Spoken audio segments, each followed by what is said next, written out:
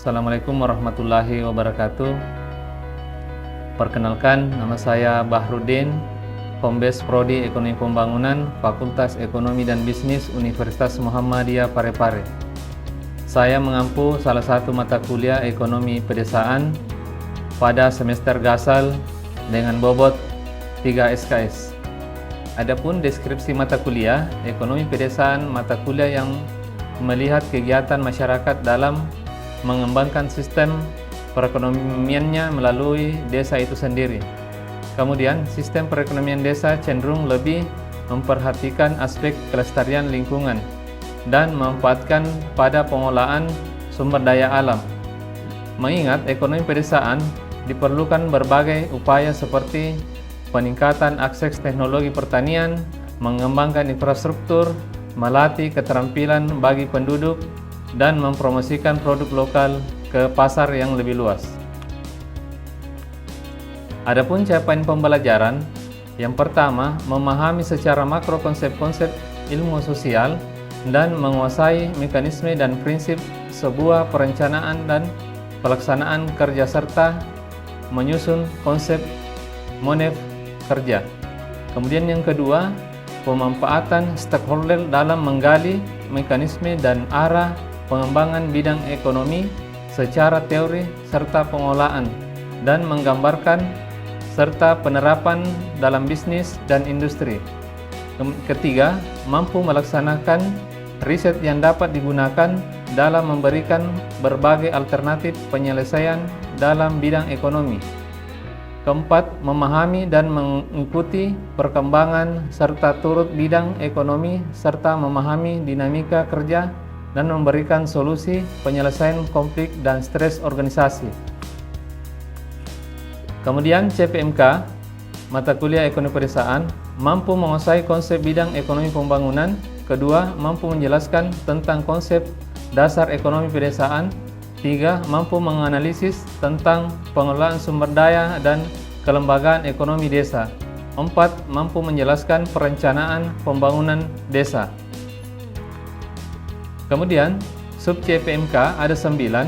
Yang pertama, mahasiswa mampu mengetahui gambaran umum ekonomi pembangunan. 2. Mahasiswa mampu mengetahui dan menjelaskan gambaran umum ekonomi pedesaan. 3. Mahasiswa mampu menjelaskan tentang potensi desa dan mengelola produk unggulan desa. 4. Mahasiswa mampu memahami tentang konsep perencanaan pembangunan desa. 5. Mahasiswa mampu mengetahui tentang kelembagaan ekonomi pedesaan. 6. Mahasiswa mampu mengetahui tentang ekonomi pedesaan berbasis pariwisata dan ekonomi kreatif. 7. Mahasiswa mampu memahami tentang desa wisata. 8. Mahasiswa mampu memahami arti dan BUMDes. 9. Mahasiswa mampu mengetahui industri kreatif dan berbasis BUMDes. Kemudian, tujuan mata kuliah ekonomi pembangunan adalah mata kuliah ini memberikan pemahaman kepada mahasiswa terkait pengembangan sistem perekonomian pedesaan. Materi perekonomian pedesaan disajikan sebanyak 14 kali pertemuan, 1 kali UTS atau ujian tengah semester dan 1 kali UAS atau ujian akhir semester dengan jumlah 16 kali tatap muka. Metode pembelajaran yang pertama adalah ceramah, di mana ceramah menyampaikan materi ke mahasiswa dengan referensi buku. Kemudian selanjutnya diskusi, melihat kemampuan mahasiswa berkolaborasi dengan mahasiswa yang lain. 3. Tanya jawab, mahasiswa aktif memberikan pertanyaan maupun jawaban yang sesuai dengan materi yang diajarkan. Kemudian keempat, interaksi mahasiswa. Berinteraksi mahasiswa di luar jam mata kuliah dengan membuka ruang grup WhatsApp. Kemudian selanjutnya asesmen penilaian yang dilakukan dengan ada 4. Yang pertama, kehadiran dengan bobot 10%. Kemudian kedua, keaktifan yang berupa keterampilan berpikir kritis 20%. Kemudian yang ketiga, kemampuan dalam kemandirian belajar dengan bobot 20%. Kemudian yang keempat, UTS dan UAS masing-masing berbobot 25%. Baiklah, selanjutnya saya akan menampilkan video perkuliahan ekonomi pedesaan. Ya, Assalamualaikum warahmatullahi wabarakatuh.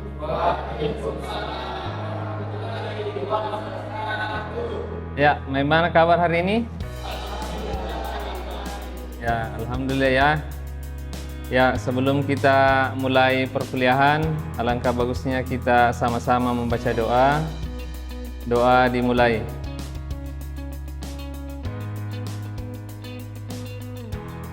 Ya, selesai. Ya, kali ini pertemuan kedua ini kita sudah masuk pelajaran tentang ekonomi pembangunan sampai tentang definisi tentang ekonomi pedesaan, ya.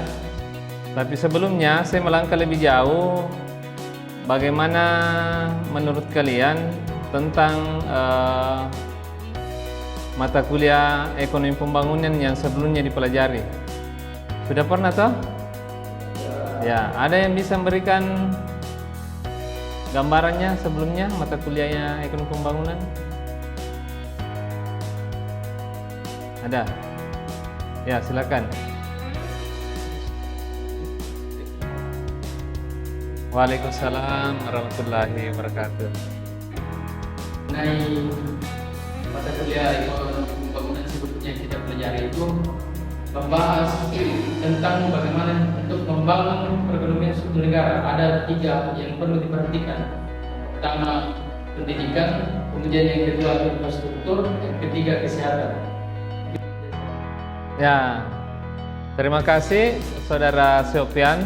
Ya, ternyata kalian masih memahami tentang ekonomi pembangunan itu sendiri ya.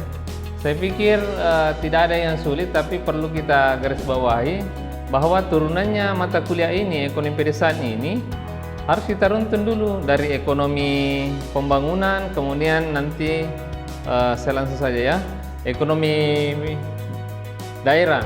Jadi pembangunan daerah teruntun, nah nanti bermuara di ekonomi desa. Nah itulah rentetannya. Katakanlah seperti misalnya ekonomi makro atau mikro. Kita belajar dulu pengantar ilmu ekonomi. Nah di pengantar ilmu ekonomi lah itu diceritakanlah tentang ekonomi mikro, makro, hukum permintaan pengeluaran. Ya seperti ini juga ekonomi pedesaan. Ya. Jadi saya pikir kalau gambaran kalian seperti itu, tinggal bagaimana nanti ke depannya kita bahkan sampai kita bisa studi lapan terkait bagaimana sih sebenarnya itu desa, ekonomi desa, pedesaan ya. Saya rasa kalian tertarik dan nanti mata kuliah ini karena pasti akan terbuka wawasan, karena di sini juga nanti mata kuliah ini berbicara tentang BUMDes ya. Nah, di sini kita bisa singgung sedikit sebelum kita masuk di perekonomian pedesaan ya. Di sini yang dimaksud dengan perencanaan pembangunan ekonomi daerah, upaya merencanakan penggunaan sumber daya publik yang tersedia di suatu wilayah menjadi lebih dari sebelumnya, ya. Artinya memang ini ekonomi daerah pasti moranya termasuk kenapa ada ya, otonomi daerah, itu moranya semua. Jadi perlu memang pemahaman pengantar untuk mengembangkan suatu daerah. Nah, nanti di daerah lagi itu tadi seperti saya jelaskan turun lagi tentang ekonomi desa, ya, jelas sekali. Ya, perlu melakukan perencanaan pembangunan daerah itu yang pertama itu jelas ya di atas jelas. Nah, yang pertama itu bagus mungkin ya kalau saya berdiri ya. Ya. Ya, berbedanya kondisi sosial di setiap daerah. Jadi, karena mungkin ada beberapa teman kalian yang dari daerah, pasti itu ketika ketemu di perkuliahan, otomatis itu masing-masing daerah itu berbeda. Ya. Jadi, berbedanya kondisi sosial ekonomi setiap daerah, ya. Contohnya misalnya antara orang Pindra dengan Sidrap, antara orang Enrekan dengan Sidrap, sekalipun di suatu daerah itu mereka hampir-hampir mirip, tapi pasti ada perbedaan. Terutama dari segi apa? Dari segi bahasa misalnya. Sekalipun sama-sama Bugis Pinran dengan Sidrap, kalau Enrekan tidak usah lah jauh-jauh, memang signifikan sekali ya. Ya. Kemudian yang sosial ekonomi kan apa kalau di Sidrap, motonya di Sidrap itu Reso pata mangingi nama lomo naletei pamase dewata. Ya. Jadi bahasa itu bekerja keras dulu baru. Ternyata dalam histori sejarahnya sosial budayanya di Sidrap, inilah yang menjadi kenapa kita kalau di sawah ada biasa itu lontaran nenek moyang kita, dilihat betul itu bilang begini pinaturan sawah orang hari ini jam ini. Ternyata sosial budaya itu yang ini, ya. Nah itu perlu kalian pahami, ya. Terutama yang dari Sidrap, ya itulah kajiannya, ya. Kemudian kedua, bedanya tingkat pembangunan antara daerah. Kalau misalnya kita ambil contoh lagi, tingkat pembangunan antara daerah itu misalnya orang Enreka, konturnya dengan orang Sidrap kan itu berbeda. Jadi metode pembangunannya itu beda. Nanti dijelaskan nanti lebih lanjut lagi bagaimana RPJMD, ya. Kemudian adanya ketimpangan ekonomi antara daerah. Ya ini sangat jelas, tergantung. Makanya sudah belajar ekonomi regional? Sudah. Itu kan di ekonomi regional itu ada namanya basis, non basis, kemudian keunggulan dari lain. Ada namanya simbolnya LQ. LQ itu location keksen, ya. Sudah dipelajari di ekonomi regional, ya. Ada. Pokoknya ini dia lebih besar dari satu. Lebih besar dari satu ini. Tapi sebenarnya tidak usah kita jelaskan lagi. Saya pikir kalian sudah paham. Tinggal diulangi saja. Karena kenapa? Inilah dilihat nanti keunggulan suatu daerah. Kalau kalian biasa melihat itu mata-mata kuliah itu dan lihat rumus ini, inilah keunggulan komparatif. Dan disitulah di desa dilihat itu keunggulan suatu desa. Kalau misalnya potensi itu dilihat dari situ. Apa yang unggul di suatu desa itu, produk apa yang unggul dan tidak ada di tempat lain misalnya, ya. Adanya ekspansi suatu daerah ke daerah lain. Ini sudah pasti. Termasuk Sidrap karena dia lumbung padi, otomatis dia orang berasnya banyak, otomatis karena dia keunggulannya. Makanya kalau dia unggul itu pasti dia sudah bisa jual di daerah lain. Ya. Seperti itu, ya. Kemudian selanjutnya nah, ini nih. Kita masuk pada pembangunan desa. Ternyata memang ada undang-undang yang mengatur tentang ekonomi pedesaan. Bukan ternyata, dan memang inilah landasannya, ya. Pasal ya Undang-Undang Nomor 6 Tahun 2014. Dan ini silakan kalian bisa share. Ini banyak di ya. Perencanaan pembangunan desa disusun secara berjangka. Ini tadi jangka menengah, ya. Salah satunya itu rencana pembangunan jangka menengah untuk jangka waktu 6 tahun. Tapi mudah-mudahan ini kita belum dapat informasi yang terupdate, tapi kita masih mengacu pada ini.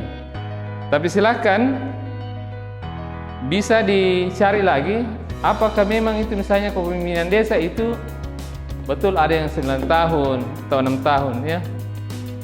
Jadi artinya ini satu periode pemerintahan desa, ya.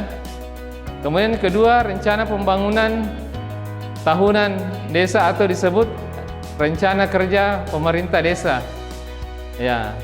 Ini biasanya rapat antara kepala dusun atau RW, ya. Ini sifatnya mungkin diselesaikan, ya. Yang hebatnya lagi sekarang itu kan programnya pemerintah itu kan terkait dengan dana desa, ya. Saya pikir itu dana desa, dan itulah mungkin yang ini bisa jadi yang membuat para calon kepala desa ketika visi misinya itu dia coba buat visi yang bisa membangun desa karena dia sudah paham bahwa ada anggaran desa. Ya. Sampai di sini ada yang ini. Ya, kemudian yang kedua ketiga ya, materi ketiga tentang pembangunan desa yang ini apa ya? Ini kan masih berkaitan dengan tadi undang-undang itu.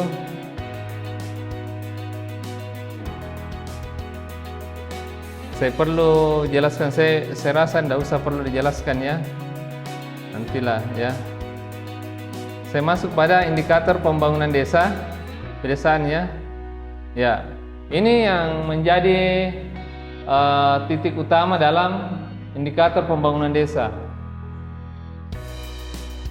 Ya, bisa satu orang mungkin yang bisa memberikan gambaran contoh tentang pedesaan. Artinya di desa bagaimana? Saya yang ya silakan.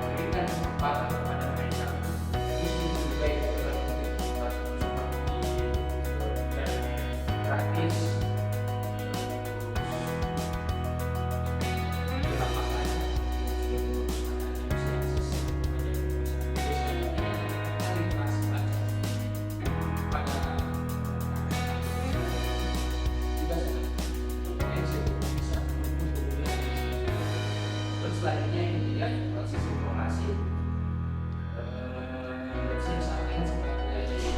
sistem informasi digital yang diterapkan di desa, mana segala aktivitas desa bisa diterapkan atau diinformasikan secara langsung sehingga masyarakat desa mengetahui tidak di desa saja yang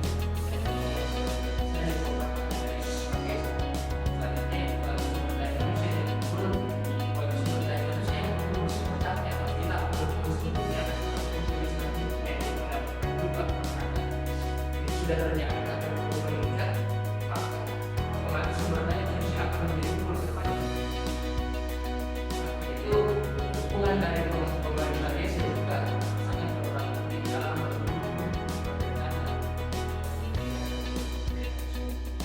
selanjutnya pendapatan penduduk masyarakat. Pendapatan masyarakat desa bisa meningkat apabila pemerintah desa bisa memberikan rangsangan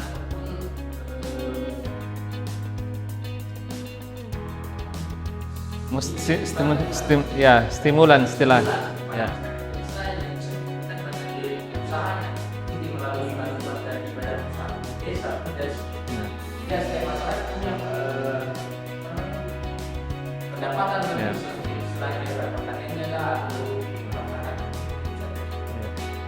Ya, cukup bagus ya, cukup paham. Saya pikir inilah yang menjadi indikator pembangunan pedesaan. Saya pikir kalian sudah paham, karena itu tadi kita sudah pernah belajar ekonomi pembangunan dan perencanaan yang matang ya.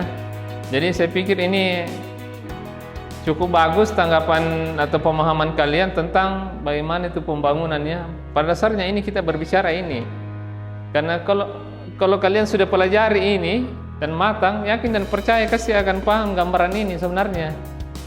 Sisa tinggal bagaimana dari poin-poin ini yang betul-betul akan digali lagi informasi atau pengetahuan tentang 5 ini indikator ya. Terutama infrastruktur desa yang baik. Kira-kira bagaimana misalnya ini mau dipasarkan kalau ini tidak ada ya. Ini kan infrastruktur yang mendukung, terutama jalan. Alhamdulillah selama ada program pemerintah dana desa, apa yang terjadi? jalan tani semua lancar, bahan hasil bumi bisa dijual dengan cepat supaya tidak, misalnya dia tidak cepat rusak, sehingga beda dengan dulu-dulu. Desa itu betul-betul kendaraan, salah satu saya kendaraan itu yang selalu digunakan adalah tenaga kuda. Itu pun kan terbatas ya. Nah, itu salah satu infrastruktur, itu termasuk jalannya yang paling ini. Yang kedua adalah listrik, dan sekarang itu juga sudah masuk tentang internet dan sebagainya ya. Ini kan kapasitas umum yang tersediakan paling itu kayak bagaimana ya, fasilitas umum sebenarnya air bersih ya, masjid apa dan sebagainya ya. Kemudian akses informasi, ini kalau misalnya internet kan di desa itu sudah mulai ada ya. Kemudian kualitas sumber daya manusia yang unggul ya. Kalau misalnya semua ini terpenuhi, sumber daya manusia itu pasti unggul. Karena kenapa? Tingkat kesejahteraan itu mulai meningkat ya. Nah, kalau meningkat kesejahteraan itu kan otomatis mempengaruhi pendapatan. Kreativitas di sini akan muncul. Bagaimana memasarkan dan sebagainya ya. Lanjut. Nah, ini tadi sambungannya yang ini pembangunan ekonomi pedesaan ya. Ya, di sini dipahami sebagai suatu proses untuk memperbaiki kondisi hidup dan seluruh wilayah dan negara tertentu agar timbul pemerataan pembangunan di suatu wilayah tersebut. Ya. Jadi kalau kita belajar ekonomi perkotaan, kita lagi berbicara urbanisasi. Jadi perpisahan penduduk untuk memperbarui taraf hidupnya ya. Jadi kemudian di sini juga perencanaan pembangunan desa adalah salah satu persoalan mendasar dalam menyelenggarakan pembangunan desa. Tujuan RPJM ini adalah yang pertama itu merumuskan rencana pembangunan desa yang sesuai dengan kebutuhan masyarakat dan keadaan setempat. Ya, saya kembali lagi tentang disiplin ilmu kalian tentang perencanaan pembangunan. Tapi di sini merumuskan rencana pembangunan desa sesuai dengan kebutuhan masyarakat dan keadaan setempat. Kira-kira satu orang selain yang tadi, berikan saya contoh terhadap merumuskan rencana pembangunan desa sesuai dengan kebutuhan masyarakat dan keadaan setempat. Kira-kira di daerahnya kalian, apa yang menjadi kebutuhannya masyarakat yang ada di desa kalian misalnya? Apa yang utama? Ya. Kan di sini poin 1, merumuskan rencana pembangunan desa yang sesuai dengan kebutuhan masyarakat dan keadaan setempat. Ya, artinya seperti yang kalian bahasakan tadi. Jadi apa tadi yang disampaikan tadi, Pian? Itu kan ada namanya perencanaannya. Dilihat semua sisi. Bagaimana pendidikannya, ya. Makanya itu disesuaikan saja dengan kebutuhan. Jangan dianggarkan itu misalnya. Ya, kalau misalnya mau ditingkatkan pendapatannya masyarakat, dianggarkanlah pelatihan-pelatihan, diundanglah pemateri-pemateri, ya. Seperti itu, ya. Jangan sampai, kenapa biasa banyak kepala desa yang dianggap gagal karena itu tadi, dia tidak paham apa yang dilakukan, ya. Muaranya tidak jelas, ya. Kemudian kedua, merumuskan arah, tujuan, kebijakan dan strategi pembangunan. Jadi kira-kira merumuskan arahnya itu apa sebenarnya mau diarahkan, bagaimana sehingga tujuan kebijakan itu dan strategi pembangunan desa tercapai. Jangan sampai lain yang direncanakan, lain yang hasilnya, ya, tidak sesuai perencanaan. Apa tujuannya? Ya. Kemudian ketiga, menyelaraskan rencana kegiatan dan anggaran. Ya, paham maksud saya ini? Poin ketiga. Ya. Ada juga satu, ya. Ya, saya boleh bisa bilang itu masih kurang pas. Maksudnya ini menyelenggarkan rencana kegiatan dengan anggaran. Jangan itu misalnya dia harganya 10.000, kok kasih naik 15, katakanlah seperti itu. Ya.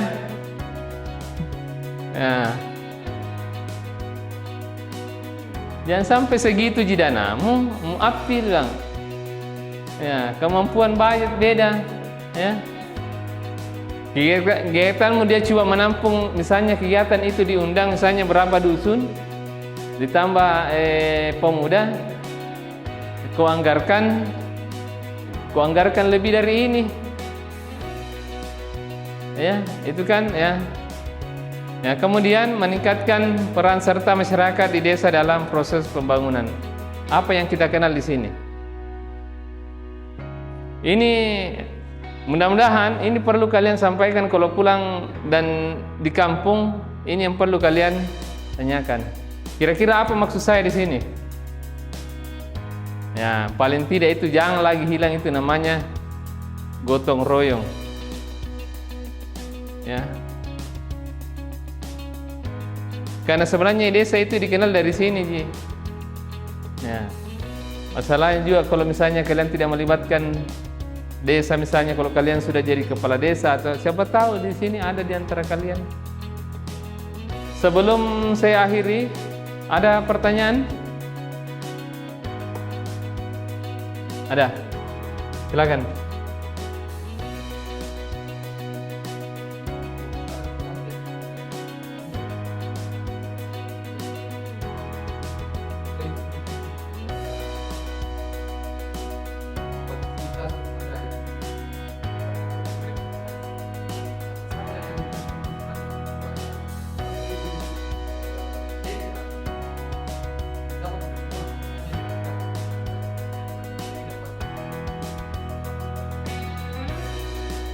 Ya. Yang saya tangkap dari pertanyaan saudara, itu kan yang dilakukan desa itu adalah harus punya perencanaan yang matang. Ini kan berbicara BUMDes. Ya, pas sekali pertanyaannya sebenarnya ini. Sudah berapa tahun kita sudah melakukan KKN, kerja lapangan ya, kerja nyata. Rata-rata itu hampir 90% itu BUMDes gagal. Ternyata di BUMDes itu yang terjadi itu adalah adanya konflik organisasi, ya, konflik organisasi. Kemungkinan itu kurangnya pelatihan tentang bagaimana menyikapi tentang organisasi manajemen SDM misalnya, ya. Disitunya gagalnya mungkin karena kurangnya pemahaman tentang pengolahan badan usaha, ya.